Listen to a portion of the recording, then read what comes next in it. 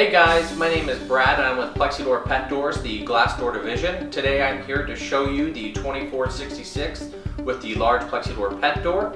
We're going to start off on three different topics. We have how to measure, how to determine clear or low E glass, and how to install and some tips on how to do that. First, we're going to start off by measuring the overall size of the kit. We're going to want to go from very outside edge to very outside edge. It should give us 24-ish plus or minus an 8. And then on the height, we're going to get 66 inches plus or minus an 8. So we're going to put the piece of white paper on the outside. We are going to look and see if we see any green or purple hue on the white piece of paper.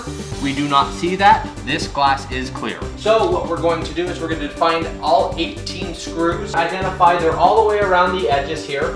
We're going to start by taking those plugs out and then removing the screws and remove the inside trim piece. We will also need to run our knife around the edge to cut any caulk or any paint. Start by pulling out the plugs. By removing these plugs, you can kind of see that you have one and two. They're just little plugs around the edges. What we're going to do is we're going to take our knife and start right there at that edge, push in and just slowly pry out.